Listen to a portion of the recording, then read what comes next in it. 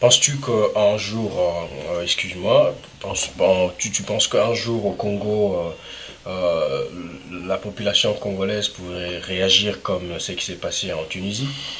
Nous sommes en train de réagir déjà. Il faut dire qu'il y a au temps de Mobutu, il y a quelques années passées, on ne pouvait pas voir les gens sortir dans la rue en train de crier, de hurler, de s'exprimer librement, de dire ce qui leur font mal au cœur et de s'époumoner, de dire leur mécontentement et s'exprimer librement, comme je le dis. Aujourd'hui, le Congolais a pris conscience. Aujourd'hui, grâce aux médias, grâce à l'Internet, grâce à la communication, le Congolais a su s'exprimer.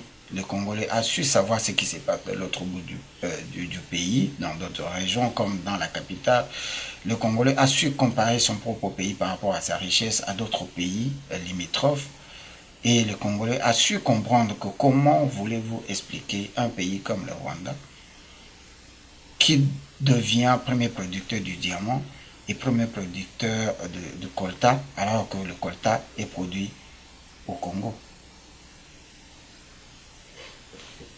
Donc, en nous posant des questions comme ça, nous comprendrons que nos autorités ne font pratiquement rien pour l'intérêt de la population congolaise. Et il ne reste à savoir si c'est vraiment ces gens-là sont des patriotes et ils sont vraiment congolais. Voilà. Bientôt, c'est les élections en République démocratique du Congo. Et on a appris que la diaspora congolaise, en fait, à l'étranger, ne vote pas. Pourquoi? Je ne suis pas très informé sur cet aspect-là. Je ne sais pas pourquoi ils ont décidé que nous ne puissions pas voter. Et je dirais franchement, la façon dont je vois les choses, que les gens qui dirigent le pays et les gens qui prennent ces décisions savent que si on laissait la classe de la diaspora de voter, euh, il y aura un changement radical. Parce que nous, étant dehors, nous voyons exactement ce qui se passe au pays et nous pouvons lire de loin ce qui se passe au pays. Et les gens qui sont au pays sont sous-informés et n'ont pas toutes les informations possibles pour pouvoir balancer la véracité sur la production, sur les exercices de mise en œuvre de biens publics du gouvernement. Et Mais nous, on voit ça. qu'est-ce que vous faites des informations que vous avez sur votre pays? Qu'est-ce que vous en faites? Mais les informations que nous avons sont dispatchées à travers le média. Et c'est comme ça que la classe, la classe populaire du pays est en train de prendre conscience grâce à l'Internet, grâce aux radios, grâce aux chaînes de télévision de l'opposition, entre guillemets, s'il en existe au Congo.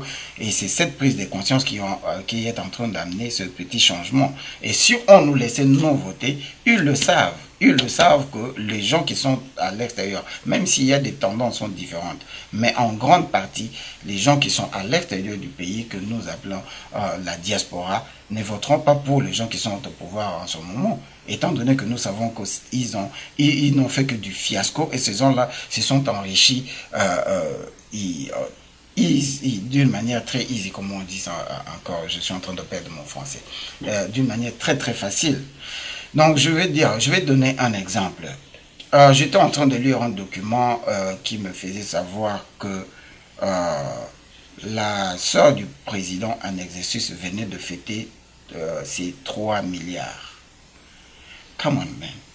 Est-ce que vous pouvez imaginer ce que représente 3 billions? Sans que nous puissions réellement savoir qu'est-ce qu'elle fait pour fêter en si peu de temps que son frère est au pouvoir 3 millions. Posons-nous la question de savoir, cela correspond à quel budget de notre pays? Du département de la santé, de quel département dont le budget correspond? La caisse de l'État doit être vide.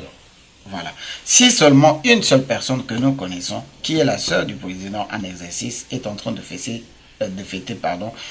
3 milliards, qui est l'équivalent de 3 billion dollars. Qu'est-ce que le président lui-même a? Qu'est-ce que l'entourage du président a? Et on doit applaudir les mêmes personnes pour avoir asphalté 15 km d'une route quelque part ou avoir construit une école quelque part. Ça n'a pas de sens. Parce qu'avec 3 milliards de dollars, on peut faire mieux que ce qu'on a fait jusqu'à aujourd'hui. Et à cause de ça, on doit encore voter les mêmes personnes et le ramener à la magistrature de ce pays. Ça n'a pas de sens. Et ça, c'est une vérité que la diaspora connaît, que la population... Absolument, moi je n'ai pas été au pays, je n'ai pas vu la personne, je n'ai pas vu et je ne peux pas amener les documents pour prouver qu'elle a 3 milliards. Elle a fêté et ça a été sur l'internet. Tout le monde a vu et les gens qui sont les internautes peuvent en témoigner. Les gens ont pris conscience que cette fille-là, cette femme, je ne la connais pas, elle vient de fêter ses 3 billions. So, si une seule personne que nous connaissons qui a eu l'audace et le courage de pouvoir fêter ces 3 billions, qu'en dites-nous à lui-même le président et aux gens qui l'entourent? Comment voulez-vous que le pays puisse se développer? Comment on peut parler d'un développement dans un pays où les gens possèdent autant d'argent que la banque même n'a pas? Donc voilà. Êtes-vous combattant? Je suis sympathisant. Je ne suis pas combattant parce que je ne fais pas partie de l'organisation d'une manière officielle, mais je participe et j'essaie de voir le bienfait de combattants. Et je salue les combattants parce que, en tout cas, je dirais franchement, ils ont fait beaucoup dans l'exercice de la sensibilisation et la prise de conscience de nos confrères congolais qui sont restés au pays. Si on doit connaître votre point de vue sur ce qui se passe actuellement en République démocratique du Congo, en ce qui concerne les élections, qui pensez-vous qui peut primer lors des élections? À mon avis, je ne veux pas penser.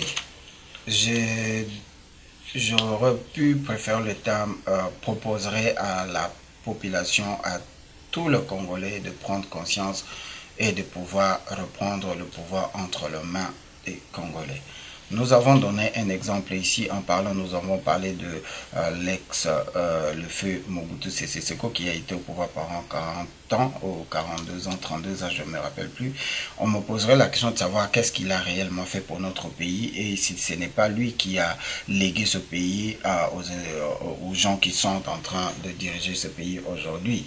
Il y a beaucoup de paramètres à développer là-dedans, mais la moindre de choses, si nous regardons la réalité, nous ne pouvons pas continuer à accepter que notre pays soit dirigé par les étrangers, parce que les étrangers sont venus pour chercher et partir avec. Ils ne sont pas venus pour construire notre pays. Sinon, en ce moment ici, on parlerait d'un développement à un niveau inexplicable. Mais nous sommes en train de nous engloutir et le pays devient de plus en plus pauvre pendant que nous observons tout cela sans effort de pouvoir arrêter cela. Donc, aujourd'hui, mon souci est de voir un changement, complètement un changement radical de la classe politique. Mon choix serait posé sur Tshisekedi Mulumba, qui a milité depuis des années pour un changement qu'il a lui-même toujours appelé un changement radical de la prise de conscience des institutions, de la classe politique. Et je pense que c'est la personne idéale en ce moment que je suggérerais, que je demanderais à tous les Congolais de voter pour.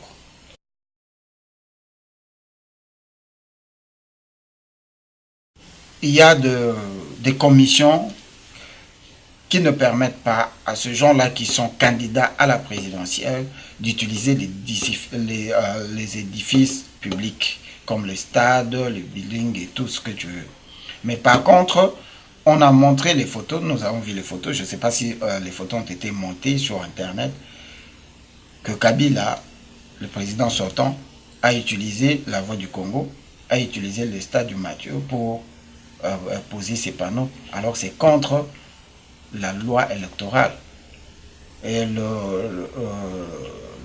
l'organisation qui s'occupe des élections ne dit absolument rien.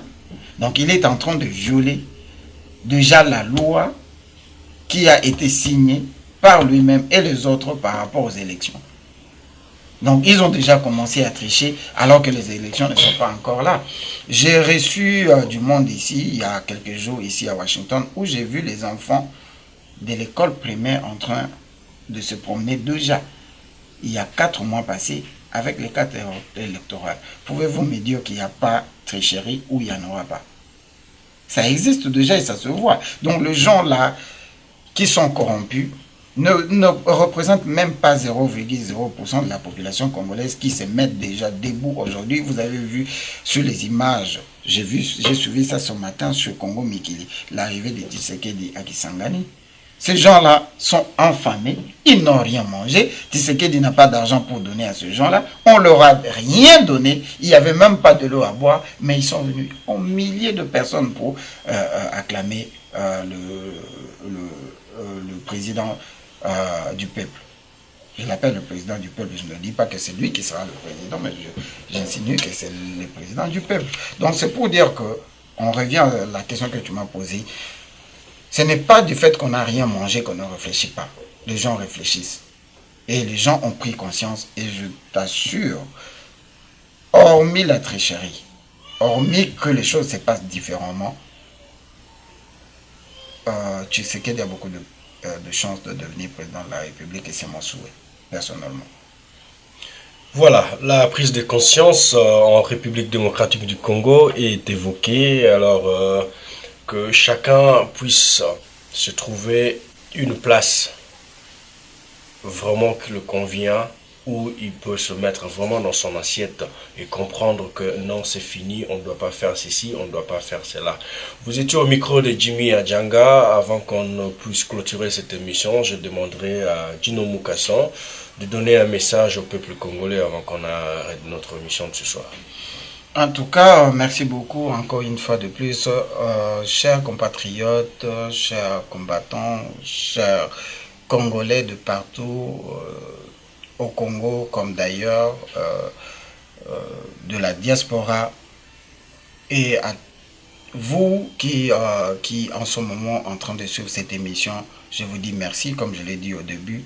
Et s'il y a un mot de la fin que je pourrais dire, c'est que nous avons parlé ici, on n'est pas des politiciens, on n'est pas des politicologues, on est là pour essayer de changer des idées, de donner ces idées par rapport à la situation de notre pays, par rapport à la situation pertinente de notre pays, par rapport à la misère que notre pays est en train de subir depuis des milliers d'années. Aujourd'hui, nous avons parlé des choses, des différentes choses. On a développé beaucoup de choses dont vous avez suivi. Il y a des choses que vous auriez voulu qu'on puisse dire ou qu'on puisse développer, mais le temps nous a fait défaut. Et tout ce que nous avons dit ici ne puisse offenser personne. Vous prenez ce que vous avez à prendre, mais pour la classe politique, pour les gens qui se croient congolais, je vous demande une seule chose, c'est la prise de conscience. Quand vous allez voter, votez un président qui pourra faire de notre pays un pays digne. Votez un président qui va penser à vous, à votre santé, à votre énergie, à notre, disons, je ne peux pas me mettre dehors, à notre sécurité. Notre pays vit depuis près de 10 ans aujourd'hui dans l'insécurité. Notre pays est resté en guerre jusqu'à aujourd'hui. Notre pays n'a pas pratiquement d'armée. Et nos mamans ont souffert comme ils ont été utilisés comme armes de guerre pour les détruire. Prenons conscience, nous votons pour l'argent ou nous votons des gens qui peuvent amener notre pays à devenir un grand pays et notre avenir et l'avenir de nos enfants. Donc ça, c'est une prise de conscience que tout Congolais doit prendre. Ce n'est pas à cause de miettes de 2 dollars, 10 dollars qu'on te donne aujourd'hui, alors que tu as souffert pendant 10 ans. Tu n'as jamais rien reçu de ce genre-là. Aujourd'hui, on te donne 25 000 dollars qui ne feront même pas ton avenir et tu dois aller voter juste pour aujourd'hui. Pense au lendemain. Pense à tes enfants et à tes petits-fils. Qu'est-ce qu'ils vont hériter de ce pays? Essayez de focus sur une personne que nous savons d'abord qu'il est nationaliste, un fils du pays, qui a les soucis que nous avons, qui observe notre misère et qui pleure, je m'excuse, qui pleure pour voir ce pays prospérer.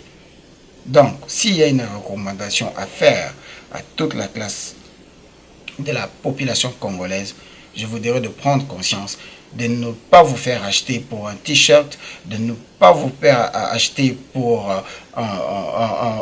une caisse de vin ou de bière, de prendre conscience de savoir que vous avez le droit de vivre, de vivre mieux que nous qui vivons ici et de vivre mieux que d'autres pays en Afrique.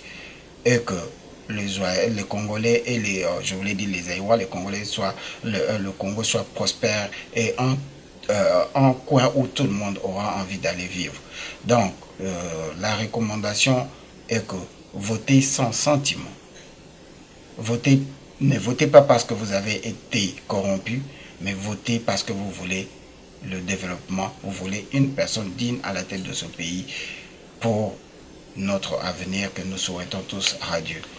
Merci, à vous de nous avoir suivis. Merci à Gino Mukasson pour d'avoir accepté cette invitation sur notre plateau.